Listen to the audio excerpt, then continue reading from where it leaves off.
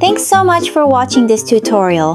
If you enjoyed it, please like, share, and subscribe to Cute Thing Corner for more kawaii drawings.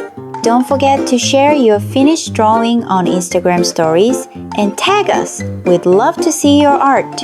Remember, it's all just for fun, so relax and enjoy the process. See you in the next tutorial.